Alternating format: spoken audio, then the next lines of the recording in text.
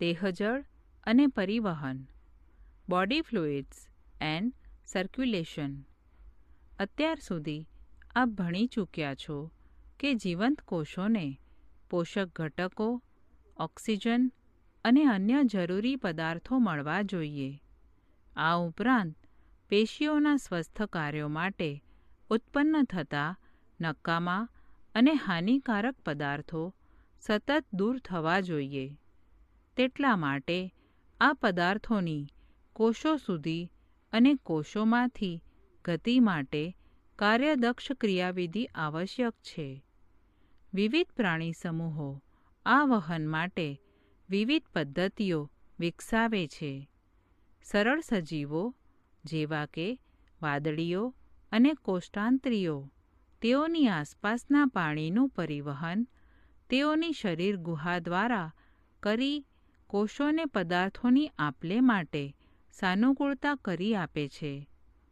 વધુ જટિલ સજીવો આ પદાર્થોના વહન માટે તેમના શરીરમાંના વિશિષ્ટ પ્રવાહીનો ઉપયોગ કરે છે. માનવ સહિત ઉચ્ચ કક્ષાના સજીવો પ્રાણીઓમાં આ હેતુ માટે રુધિર ખૂબ જ સામાન્ય ઉપયોગી દેહજળ છે. એક અન્ય દેહજળ લસિકા પણ કેટલાક વિશિષ્ટ પદાર્થોના વહનમાં મદદ કરે છે. આ પ્રકરણમાં તમે રુધિર અને લસિકા એટલે કે પેશીજળના બંધારણ અને ગુણધર્મોનો અભ્યાસ કરશો અને આ ઉપરાંત અહીં રુધિર પરિવહનની ક્રિયાવિધિ સમજાવાઈ છે. રુધિર બ્લડ. રુધિર વિશિષ્ટ સંયોજક પેશી છે જેમાં પ્રવાહી આધારક, રુધિરરસ અને અન્ય ઘટકો સંગઠિત સંરચનાઓ જોવા મળે છે. રુધિરરસ પ્લાઝમા. રુધિરરસ એક આછા પીળા રંગનું સ્નિગ્ધ પ્રવાહી છે જે રુધિરના લગભગ 55% હોય છે. રુધિરરસમાં 90-92% પાણી અને 6-8% પ્રોટીન હોય છે. ફાઇબ્રિનોજન, ગ્લોબ્યુલિન્સ અને આલ્બ્યુમિન્સ મુખ્ય પ્રોટીન્સ એટલે કે નત્રલો છે. ફાઇબ્રિનોજન રુધિરનું ગંઠાઈ જવું અથવા જામી જવા માટે જરૂરી છે. ગ્લોબ્યુલિન્સ પ્રાથમિક રીતે શરીરના પ્રતિકારક તંત્ર સાથે સંકળાયેલ છે અને આલ્બ્યુમિન્સનો ઉપયોગ આશ્રુતિ નિયમનમાં થાય છે.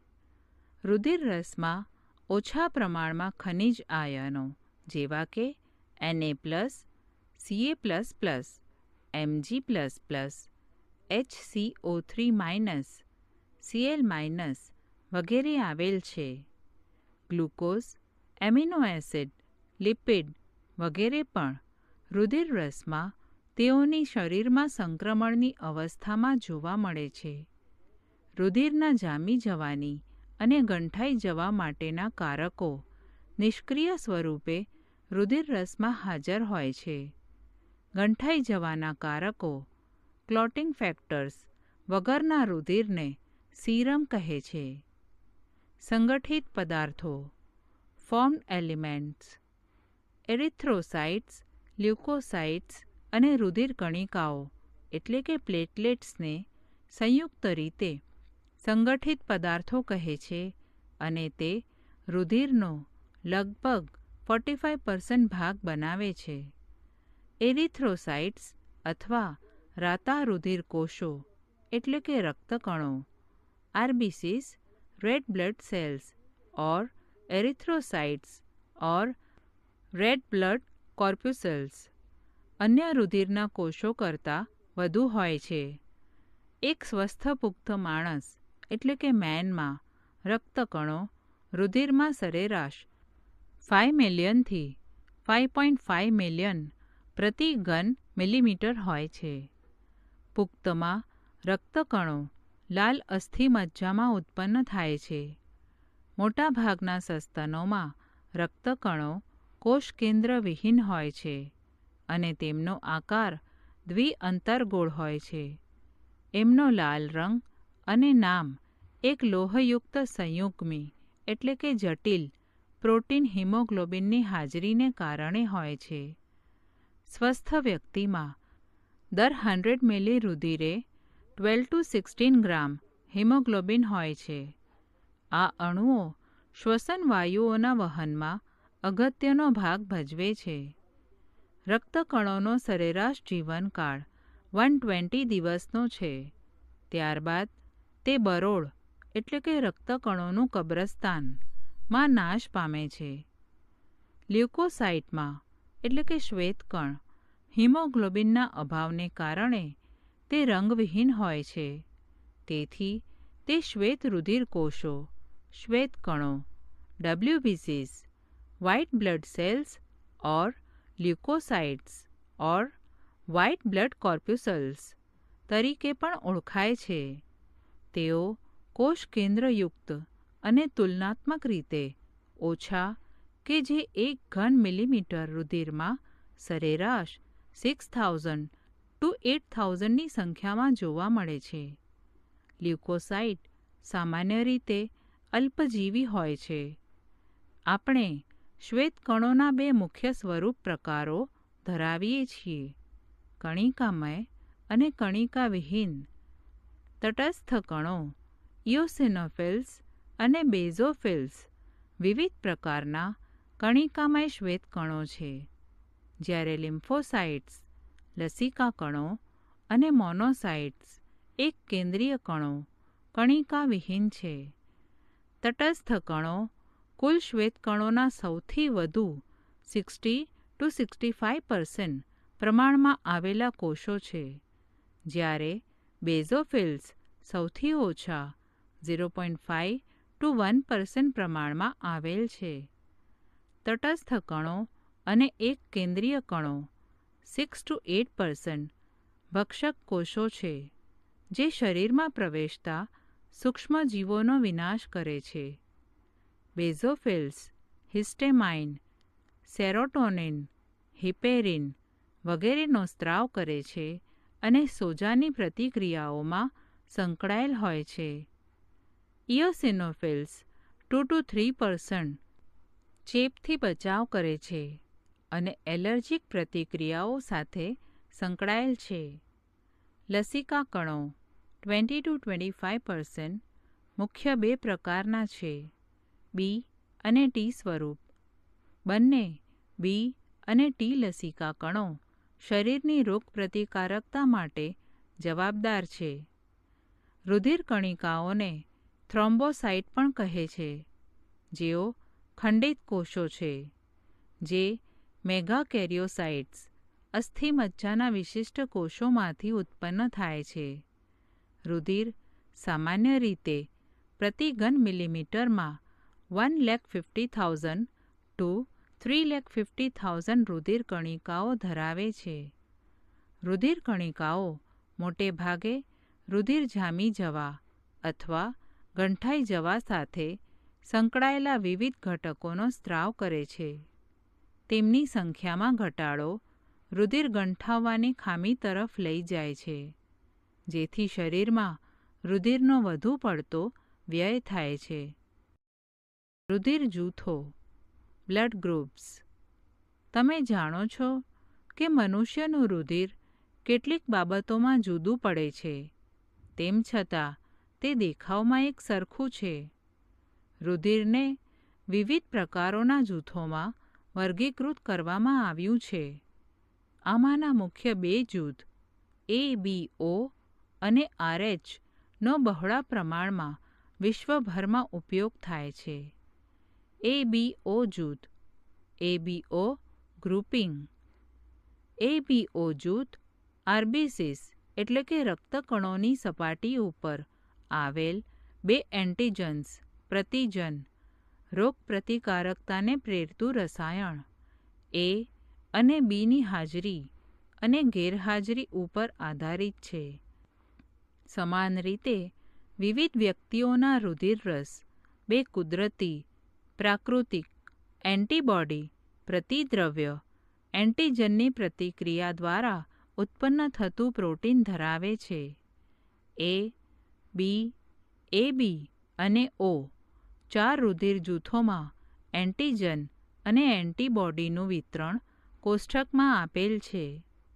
તમે જાણો છો કે રુધિરદાન એટલે કે સંક્રમણ દરમિયાન કોઈપણ રુધિર ન વાપરી શકાય.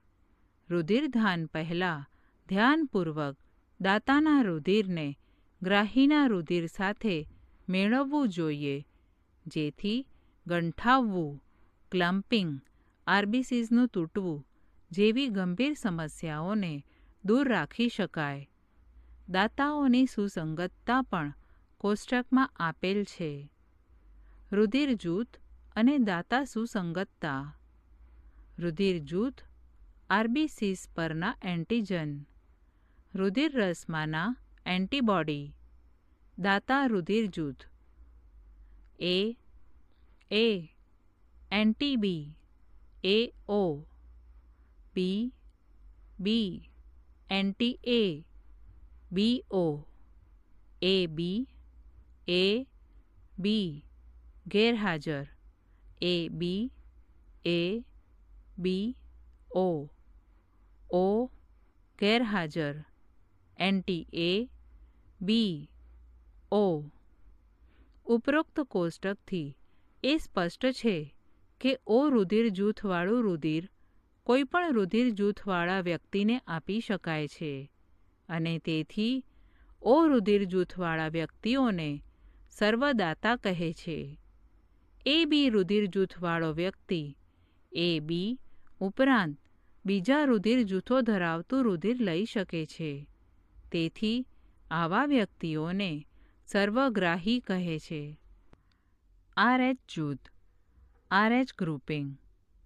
એક અન્ય એન્ટીજન RH છે, જે મોટાભાગના લગભગ 80% મનુષ્યમાં રક્તકણ આરબીસીસની સપાટી ઉપર જોવા મળે છે, જે રેસસ વાંદરાઓમાં હાજર એન્ટીજનને સમાન છે. આવા વ્યક્તિઓને RH પોઝિટિવ કહેવામાં આવે છે અને જેમાં આ એન્ટીજન ગેરહાજર હોય તેમને RH નેગેટિવ કહે છે. RH નેગેટિવ વ્યક્તિ RH પોઝિટિવ રુધિરના સંપર્કમાં આવે તો RH એન્ટીજન્સની સામે ચોક્કસ એન્ટીબોડી ઉત્પન્ન થાય છે. તેથી રુધિરદાન પહેલાં RH જૂથને પણ મેળવી લેવું જોઈએ. RH નેગેટિવ રુધિરવાળી ગર્ભવતી માતા અને તેના RH પોઝિટિવ રુધિરવાળો ગર્ભ વચ્ચે RH અસંવેદનશીલતા અસંગતતાનો એક ખાસ કિસ્સો જોવા મળે છે. ગર્ભનો RH એન્ટીજન પ્રથમ ગર્ભધારણમાં માતાના RH નેગેટિવ રુધિરમાં જોવા મળતો નથી, કારણ કે બંને રુધિર જરાયુ દ્વારા સારી રીતે અલગ કરવામાં આવે છે. જો કે પ્રથમ બાળકના જન્મ દરમિયાન ગર્ભમાંથી RH પોઝિટિવ રુધિર ઓછા પ્રમાણમાં માતાના રુધિરના સંપર્કમાં આવવાની સંભાવના છે. આવા કિસ્સામાં માતા તેના રુધિરમાં RH એન્ટીજનની સામે એન્ટીબોડી તૈયાર કરવાનું શરૂ કરે છે. તેના અનુગામી ગર્ભધારણના કિસ્સામાં માતા RH નેગેટિવના RH એન્ટીબોડી ગર્ભ RH પોઝિટિવના રુધિરમાં ભળે છે અને ગર્ભના રક્તકણોનો નાશ કરે છે. આ ગર્ભ માટે ઘાતક હોઈ શકે છે અથવા બાળક ગંભીર એનિમિયા અને પીળિયા એટલે કે કમળા માટેનું કારણ બની શકે છે. આ સ્થિતિને એરિથ્રોબ્લાસ્ટોસિસ ગર્ભ એટલે કે એરિથ્રોબ્લાસ્ટોસિસ ફિટાલિસ કહેવામાં આવે છે. આ સ્થિતિને પ્રથમ પ્રસૂતિ બાદ તુરંત માતાને પ્રતિ RH એન્ટીબોડી આપીને ટાળી શકાય છે. રુધિરની જમાવટ, કોગ્યુલેશન ઓફ બ્લડ. તમે જાણો છો કે જ્યારે તમે તમારી આંગળી કાપો અથવા જાતે નુકસાન કરો ત્યારે તમારા ઘામાંથી લાંબા સમય સુધી રુધિર વહેતું નથી. સામાન્ય રીતે રુધિર થોડા સમય પછી વહેતું અટકે છે. તમે જાણો છો શા માટે? ઈજા અથવા આઘાત એટલે કે ટ્રોમાના પ્રત્યુત્તરમાં રુધિર જમાવટ અથવા ગંઠન દર્શાવે છે. આ શરીરમાંથી અતિશય રુધિર વ્યયને અટકાવવા માટેની એક પદ્ધતિ છે. લાંબા સમયની ઈજા અથવા ઘાના સ્થાને ઘેરા લાલાશ પડતા કથ્થાઈ રંગના ખરાબ ભાગ તમે અવલોકન કર્યા હશે. તે એક ગાંઠ અથવા જમાવટ છે જે મુખ્યત્વે ફાઇબ્રિન તરીકે ઓળખાતા તંતુનું જાળું કે જેમાં રુધિરના મૃત અને ક્ષતિગ્રસ્ત સંગઠિત પદાર્થો ફોર્મ્ડ એલિમેન્ટ્સ ફસાય છે.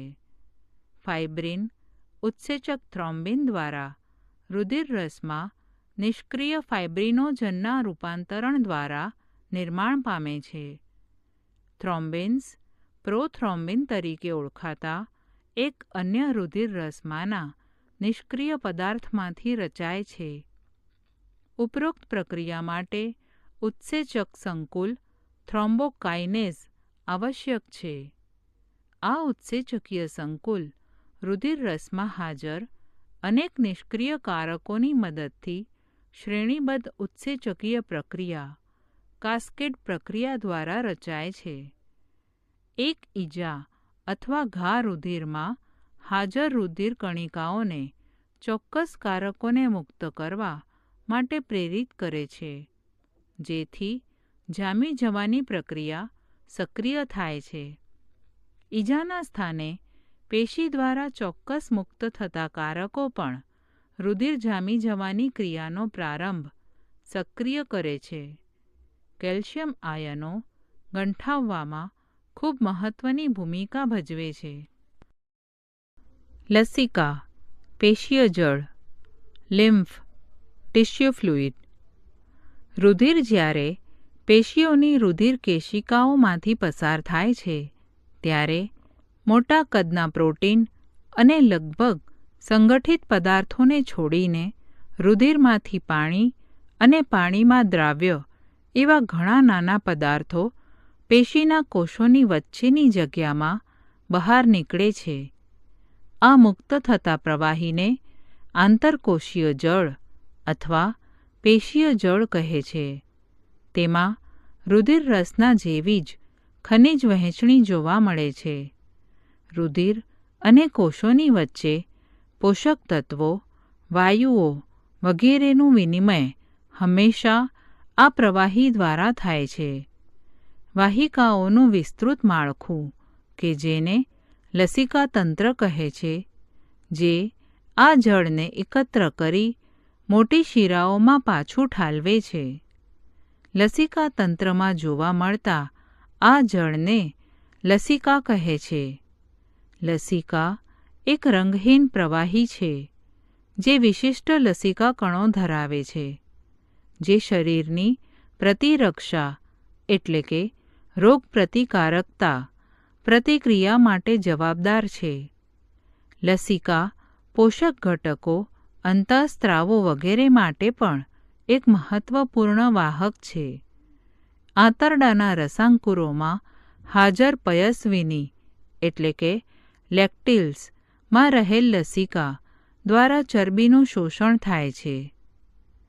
પરિવહન માર્ગો, સર્ક્યુલેટરી પાથવેઝ. પરિવહન માર્ગ બે પ્રકારના હોય છે, ખુલ્લું અને બંધ. ખુલ્લું પરિવહન તંત્ર સંધિપાદીઓ અને મૃદુકાયમાં હોય છે. હૃદય દ્વારા પંપ દબાણપૂર્વક કરેલ રુધિર મોટી વાહિનીઓમાંથી પસાર થઈ ખુલ્લી જગ્યા અથવા કોટરો કહેવાતી શરીર ગુહામાં ખુલે છે. નુપુરકો અને મેરુદંડીઓમાં બંધ પરિવહન તંત્ર હોય છે. આમાં હૃદય દ્વારા પંપ કરેલ રુધિર હંમેશા રુધિર વાહિનીઓની બંધ વ્યવસ્થા દ્વારા પરિવહન પામે છે.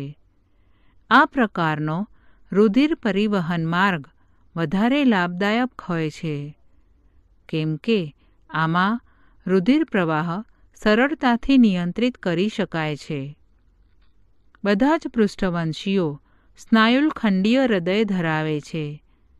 મત્સ્યોમાં એક કર્ણક અને એક ક્ષેપક ધરાવતું દ્વિખંડીય હૃદય હોય છે. ઉભયજીવીઓ અને સરીસૃપો મગર સિવાયમાં બે કર્ણકો અને એક ક્ષેપક ધરાવતું ત્રિખંડીય હૃદય હોય છે.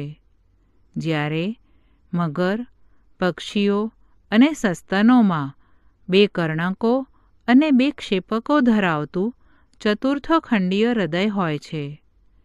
મત્સ્યોમાં હૃદય ઓક્સિજનવિહીન રુધિરને દબાણથી વહાવે છે કે જે ઝાલરોની મદદથી ઓક્સિજનયુક્ત બને છે, જે શરીરના વિવિધ ભાગોમાં પહોંચાડવામાં આવે છે. ત્યાંથી ઓક્સિજનવિહીન રુધિર હૃદય તરફ ફરી પાછું આવે છે. એકલ પરિવહન. ઉભયજીવીઓ અને સરીસૃપોમાં ડાબું કર્ણક ઝાલરો, ફેફસાં, ત્વચામાંથી ઓક્સિજનયુક્ત રુધિર મેળવે છે અને જમણું કર્ણક શરીરના વિવિધ ભાગોનું ઓક્સિજનવિહીન રુધિર મેળવે છે. તેમ છતાં તે એકલ ક્ષેપકમાં મિશ્રિત થાય છે, જે મિશ્ર રુધિરને બહાર ધકેલે છે. અપૂર્ણ બેવડું પરિવહન. પક્ષીઓ અને સસ્તનમાં ઓક્સિજનયુક્ત અને ઓક્સિજનવિહીન રુધિર અનુક્રમે ડાબા અને જમણા કર્ણક દ્વારા મેળવાય છે, જે તે જ બાજુના ક્ષેપકમાં પસાર થાય છે. ક્ષેપકો તેને મિશ્રિત કર્યા વગર બહાર ધકેલે છે. એટલે કે આ પ્રાણીઓમાં બે અલગ પરિવહન માર્ગો હોય છે. તેથી આ પ્રાણીઓ બેવડું પરિવહન ધરાવે છે. ચાલો માનવ પરિવહન તંત્રનો અભ્યાસ કરીએ. માનવ પરિવહન તંત્ર. Human circulatory system.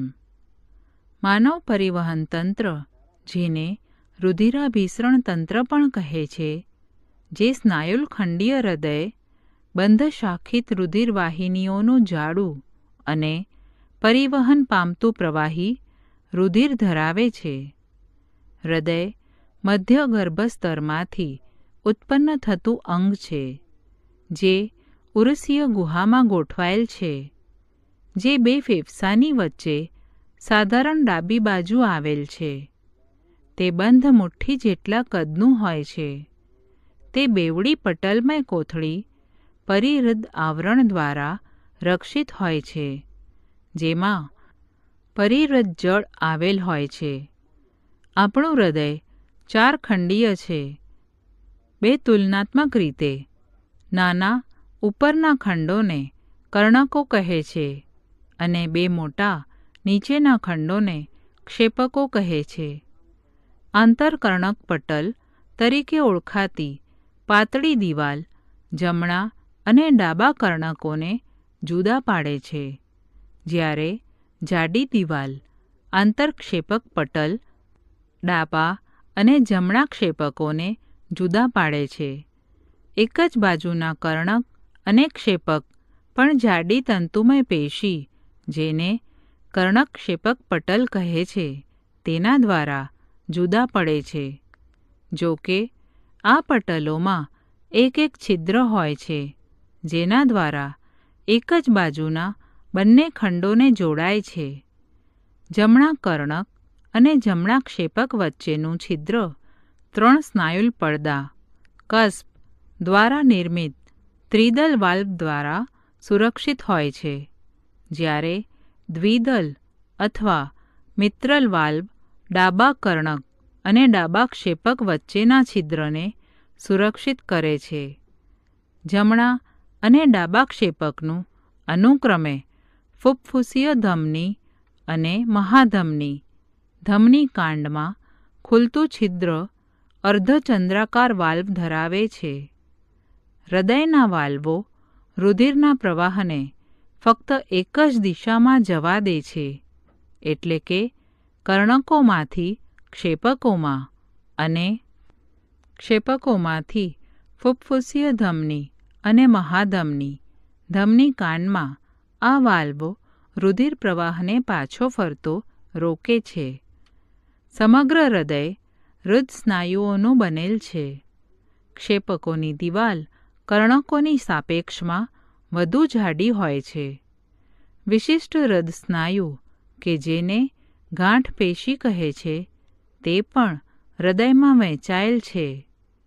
આ પેશીઓનો એક સમૂહ જમણા કર્ણકના ઉપરના જમણા ખૂણે આવેલ છે, જેને સાઇનોએટ્રિયલ ગાંઠ, શિરાકર્ણક ગાંઠ SAN કહે છે. આ પેશીનો બીજો સમૂહ જમણા કર્ણકના નીચેના ડાબા ખૂણે કર્ણકક્ષેપક પટલની નજીક જોવા મળે છે. તેને એટ્રિયોવેન્ટ્રિક્યુલર ગાંઠ, કર્ણકક્ષેપક ગાંઠ AVN કહે છે. ગાંઠતંતુનો સમૂહ જેને કર્ણકક્ષેપક જૂથ, બંડલ AV બંડલ પણ કહે છે, આંતરક્ષેપક પટલના ઉપરના ભાગમાં AVNથી પ્રારંભ થાય છે તથા તરત જમણી અને ડાબી બે શાખાઓમાં વિભાજિત થઈ આંતરક્ષેપક પટલની સાથે પશ્ચભાગમાં આગળ વધે છે. આ શાખાઓમાંથી સૂક્ષ્મ તંતુઓ નીકળે છે, જે આખા ક્ષેપકોના સ્નાયુમાં પોતપોતાની બાજુએ ફેલાયેલા રહે છે અને તેને પરકિંજે તંતુઓ કહે છે. જમણા અને ડાબા જૂથ સહિત આ તંતુઓ હિસ જૂથ તરીકે ઓળખાય છે. ગાંઠ સ્નાયુ બાહ્ય ઉત્તેજના વગર સક્રિય કલા વીજ સ્થિતિમાન એક્શન પોટેન્શિયલ્સ પેદા કરવા સક્ષમ છે, એટલે કે તેને સ્વયં ઉત્તેજનશીલ કહે છે. તેમ છતાં 1 મિનિટમાં ઉત્પન્ન થતા સક્રિય કલાવીજ સ્થિતિમાનની સંખ્યા ગાંઠતંત્રના વિવિધ ભાગોમાં જુદી હોય છે. SAN મહત્તમ સંખ્યામાં સક્રિય કલાવીજ સ્થિતિમાન પેદા કરી શકે છે, એટલે કે 70 to 75 પર મિનિટ, અને હૃદયના લયબદ્ધ સંકોચનનો પ્રારંભ કરે છે અને તેને જાળવે છે. તેટલા માટે તેને ગતિ પ્રેરક એટલે કે પેસમેકર કહે છે. આપણું હૃદય સામાન્ય રીતે 1 મિનિટમાં 70 to 75 વખત ધબકે છે. સરેરાશ 72 ધબકારા પર મિનિટ.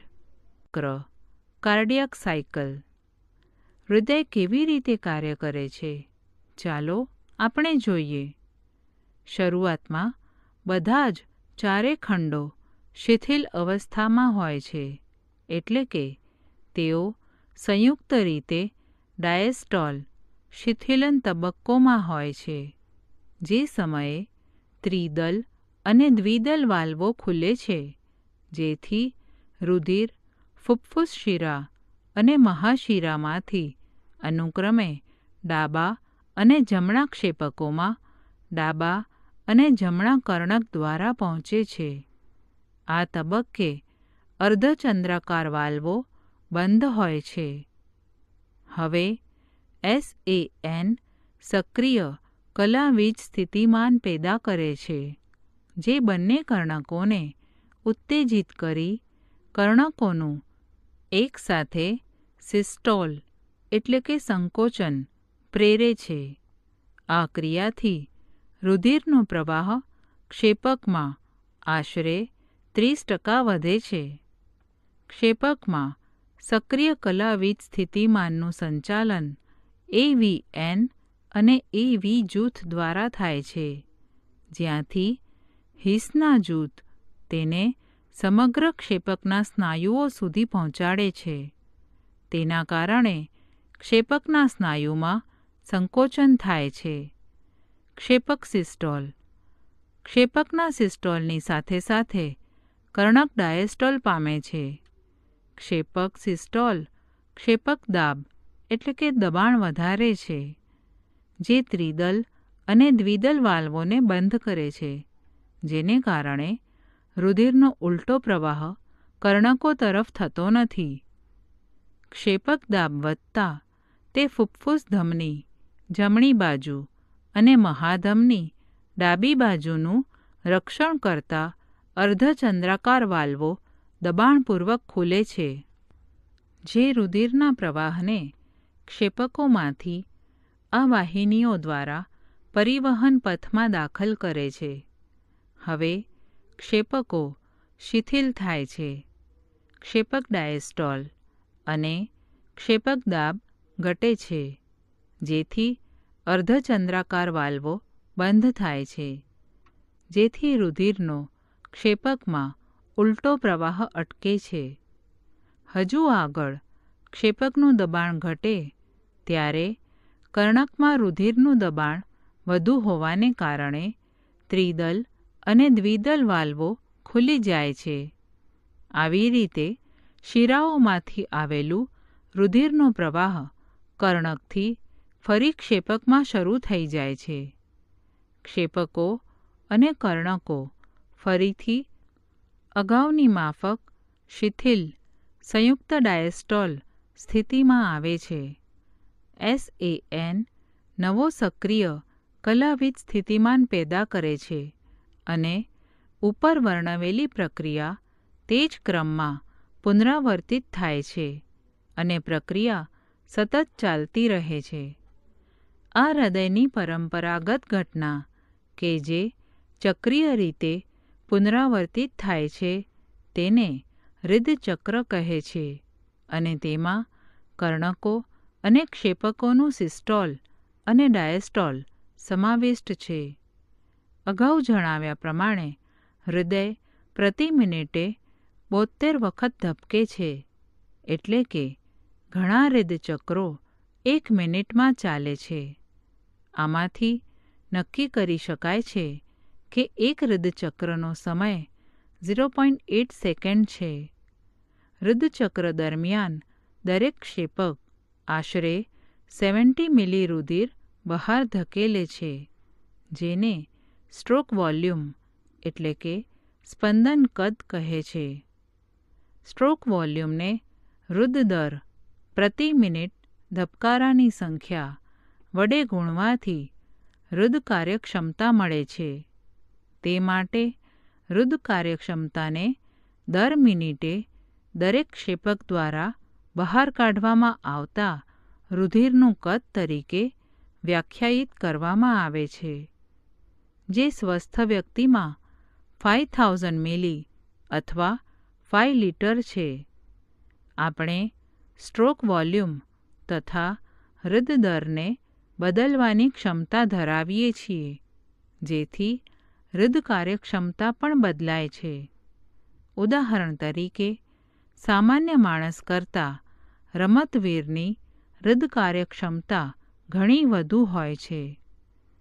દરેક હૃદચક્ર દરમિયાન 2 મહત્વપૂર્ણ અવાજો ઉત્પન્ન થાય છે, જેને સ્ટેથોસ્કોપ દ્વારા સહેલાઈથી સાંભળી શકાય છે. પ્રથમ હૃદયનો અવાજ લબ એ ત્રિદલ અને દ્વિદલ વાલ્વોના બંધ થવા સાથે સંકળાયેલ છે, જ્યારે બીજો હૃદયનો અવાજ ડબ અર્ધચંદ્રાકાર વાલ્વોના બંધ થવા સાથે સંકળાયેલ છે. આ અવાજો દાક્તરી એટલે કે વૈદ્યકીય નિદાનના ચિહ્નો છે. ઇલેક્ટ્રોકાર્ડિયોગ્રાફ ECG. તમે કદાચ દવાખાનાના ટેલિવિઝન દ્રશ્યથી પરિચિત હશો. જ્યારે કોઈ બીમાર વ્યક્તિ હૃદયઘાતના કારણે મોનિટરિંગ સાધન એટલે કે મશીન ઉપર રાખવામાં આવે છે, ત્યારે તમે વોલ્ટેજ ફેરફારના આધારે વોલ્ટેજ ટ્રેસીસ પીપ પીપ પીપ અને પીનો અવાજ સાંભળી શકો છો. આ પ્રકારના સાધન ઇલેક્ટ્રોકાર્ડિયોગ્રાફનો ઉપયોગ ઇલેક્ટ્રોકાર્ડિયોગ્રામ એટલે કે ECG મેળવવા કરવામાં આવે છે. ECG એ હૃદચક્ર દરમિયાન હૃદયની વિદ્યુત પ્રક્રિયાઓનું રેખાંકિત આલેખન છે. યોગ્ય ECG મેળવવા દર્દીને મશીન સાથેના 3 ઇલેક્ટ્રિકલ લીડને બંને કાંડા અને ડાબી બાજુની પગની ઘૂંટી જોડીને હૃદયની ગતિવિધિનું સતત અવલોકન કરવામાં આવે છે. હૃદક્રિયાઓના વિસ્તૃત મૂલ્યાંકન માટે ઘણા લીડ્સ એટલે કે તારને છાતીના ભાગે જોડવામાં ચોંટાડવામાં આવે છે. અહીં આપણે પ્રમાણભૂત એટલે કે સ્ટાન્ડર્ડ ઇસીજીના સંદર્ભમાં ચર્ચા કરશું. ઇસીજીનો દરેક ઉન્નત એટલે કે પીક પી થી ટી અક્ષરોથી ઓળખવામાં આવે છે, જે હૃદયની વિશિષ્ટ વિદ્યુતકીય ક્રિયાવિધિ સાથે સંકળાયેલ છે. પી તરંગને કર્ણકની વિદ્યુતકીય ઉત્તેજના અથવા વિધ્રુવીકરણના રૂપે રજૂ કરવામાં આવે છે, જે બંને કર્ણકોને સંકોચન તરફ દોરી જાય છે. ક્યુઆરએસ સંકુલક્ષેપકોના વિધ્રુવીકરણને રજૂ કરે છે, જે ક્ષેપકના સંકોચનને શરૂ કરાવે છે. સંકોચન ક્યુ તરંગ બાદ તુરંત શરૂ થાય છે અને તે સિસ્ટોલની શરૂઆતનો સંકેત છે. ટી તરંગ ક્ષેપકોને ઉત્તેજનામાંથી સામાન્ય સ્થિતિ પુનઃધ્રુવીકરણમાં પાછા આવવાની સ્થિતિ રજૂ કરે છે. ટી તરંગનો અંત સિસ્ટોલની સમાપ્તિ સૂચવે છે. દેખીતી રીતે જ ચોક્કસ સમયમર્યાદામાં ક્યુઆરએસ સંકુલોની સંખ્યા ગણવાથી એક વ્યક્તિનો હૃદય સ્પંદન દર પણ કાઢી શકાય છે. અલગ અલગ વ્યક્તિઓની ઇસીજી સંરચના આપેલ લીડ એટલે કે તારની ગોઠવણી એ લગભગ સરખી હોય છે. આના આકારમાં કોઈપણ વિચલન અનિયમિતતા અથવા રોગની શક્યતાનું નિદર્શન કરે છે. આ કારણે તેનું ચિકિત્સામાં ખૂબ જ મહત્વ છે. બેવડું પરિવહન ડબલ સર્ક્યુલેશન. રુધિર વાહિનીઓના ચોક્કસ માર્ગ દ્વારા વહન પામે છે. ધમનીઓ અને શિરાઓ. મૂળભૂત રીતે દરેક ધમની અને શિરા 3 આવરણો ધરાવે છે. અંદરનું લાદીસમ અંતઃછેદ, જેને ટ્યુનિકા ઇન્ટિમા, સરળ સ્નાયુ અને સ્થિતિસ્થાપક તંતુઓનું મધ્ય સ્તર, જેને ટ્યુનિકા મીડિયા, અને કોલેજન તંતુઓયુક્ત તંતુમય સંયોજક પેશીનું બાહ્ય સ્તર, જેને ટ્યુનિકા એક્સટર્ના કહે છે. શિરાઓમાં મધ્ય સ્તર ટ્યુનિકા મીડિયા તુલનાત્મક રીતે પાતળું હોય છે. જેમ કે આગળ બતાવ્યા પ્રમાણે જમણા ક્ષેપક દ્વારા પંપ કરવામાં આવેલ રુધિર ફુફ્ફુસીય ધમનીમાં દાખલ થાય છે, જ્યારે ડાબું ક્ષેપક રુધિરને મહાધમનીમાં ધકેલે એટલે કે પંપ કરે છે. ઓક્સિજન વિહીન રુધિર ફુફ્ફુસ ધમનીમાંથી ફેફસામાં આવે છે, જ્યાં ઓક્સિજનયુક્ત થઈ ફુફ્ફુસ શિરા દ્વારા ડાબા કર્ણકમાં આવે છે. આ પરિવહન માર્ગને ફુફ્ફુસીય પરિવહન કહેવાય છે. ઓક્સિજનયુક્ત રુધિર મહાધમની દ્વારા ધમનીઓ, ધમનિકાઓ અને રુધિર કેશિકાઓના જાળામાંથી પેશીઓમાં આવે છે, જ્યાંથી ઓક્સિજન વિહીન રુધિર શિરિકાઓ, શિરાઓ અને મહાશિરાઓના તંત્ર દ્વારા એકઠું કરાય છે અને જમણા કર્ણકમાં ઠલવાય છે. આ એક દૈહિક એટલે કે પ્રણાલીગત પરિવહન છે. અદૈહિક પરિવહન પોષક ઘટકો ઓક્સિજન, O2 અને અન્ય જરૂરી પદાર્થોને પેશીઓ સુધી પહોંચાડે છે અને ત્યાંથી કાર્બન ડાયોક્સાઇડ, CO2 અને અન્ય હાનિકારક પદાર્થોને દૂર કરે છે. એક વિશિષ્ટ સંવાહિની જોડાણ પાચન માર્ગ અને યકૃત વચ્ચે જોવા મળે છે, જેને યકૃત નિવાહિકા તંત્ર કહે છે. યકૃત નિવાહિકા શિરા રુધિરને દૈહિક પરિવહનમાં ઠાલવતા પહેલાં આંતરડામાંથી યકૃતમાં લાવે છે. આપણા શરીરમાં એક વિશિષ્ટ રુધિરવાહિની તંત્ર આવેલું હોય છે, જે ફક્ત રુધિરને હૃદસ્નાયુ પેશીઓમાં લઈ જાય છે અને પાછું લાવે છે. હૃદક્રિયાઓનું નિયમન, રેગ્યુલેશન ઓફ કાર્ડિયક એક્ટિવિટી. હૃદયની સામાન્ય ક્રિયાઓ આંતરિક રીતે નિયમન પામે છે, એટલે કે વિશિષ્ટ સ્નાયુઓ ગાંઠ પેશી દ્વારા સ્વયં નિયમિત થાય છે, એટલે હૃદયને માયોજેનિક કહે છે. લંબમજ્જામાં આવેલ ખાસ ચેતા કેન્દ્ર સ્વયંવર્તી ચેતાતંત્ર ANS દ્વારા હૃદયના કાર્યોનું નિયમન કરે છે. અનુકંપી ચેતાઓ ANSનો ભાગ ચેતા સંદેશાઓ દ્વારા હૃદયના સ્પંદનોનો દર, ક્ષેપક સંકોચનનું બળ અને તેથી હૃદ કાર્યક્ષમતામાં આઉટપુટમાં વધારો કરે છે. બીજી બાજુ પરાનુકંપી ચેતા સંદેશાઓ ANSનો બીજો ભાગ હૃદયના સ્પંદનોનો દર, સક્રિય કલાવિદ સ્થિતિમાનની વાહકતાની ગતિ અને તેથી હૃદ કાર્યક્ષમતાને ઘટાડે છે. એડ્રિનલ મજ્જકના અંતઃસ્ત્રાવો પણ હૃદ કાર્યક્ષમતાને વધારે છે. પરિવહન તંત્રની અનિયમિતતાઓ, ડિસઓર્ડર્સ ઓફ સર્ક્યુલેટરી સિસ્ટમ. ઉચ્ચ રુધિર દાબ, હાઈ બ્લડ પ્રેશર, હાઇપરટેન્શન.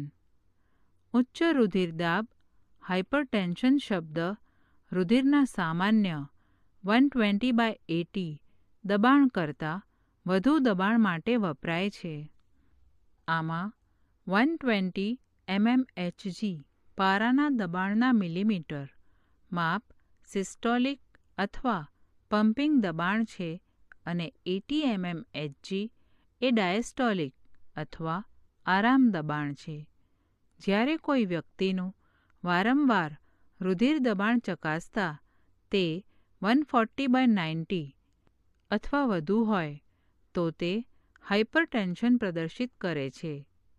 ઉચ્ચ રુધિર દાબ હૃદયરોગ તરફ દોરી જાય છે અને મહત્વપૂર્ણ અંગો જેવા કે મગજ અને મૂત્રપિંડને પણ અસર કરે છે.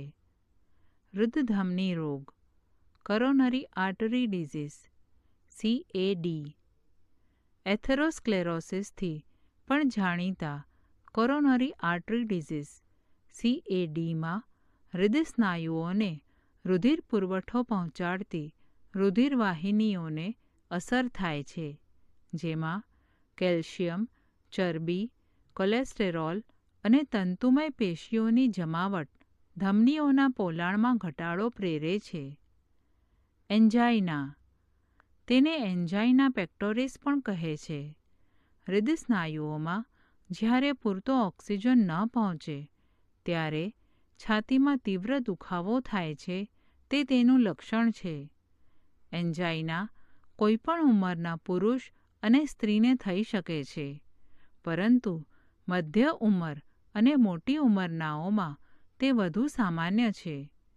તે રુધિર પ્રવાહને અસર કરતી પરિસ્થિતિથી થાય છે. હૃદયનું નિષ્ફળ જવું, હાર્ટ ફેલ્યોર. હૃદયનું નિષ્ફળ જવુંનો અર્થ હૃદયની એવી સ્થિતિ કે જેમાં તે શરીરની જરૂરિયાત મુજબનું રુધિર અસરકારક રીતે પહોંચાડી શકતું નથી. આને ક્યારેક કન્જેસ્ટિવ હાર્ટ ફેલ્યોર કહે છે, કારણ કે આ રોગનું એક મુખ્ય લક્ષણ ફેફસામાં રુધિરનો ભરાવો, કન્જેશન છે. હૃદયનું નિષ્ફળ જવું એ હૃદયનો અટકાવ એટલે કે અરેસ્ટ, જ્યારે હૃદય ધબકવાનું બંધ કરે, અથવા હૃદયનો હુમલો, અટેક, જ્યારે હૃદયના સ્નાયુ એકાએક રુધિરના અપૂરતા પુરવઠા દ્વારા નુકસાન પામે જેવું જ નથી.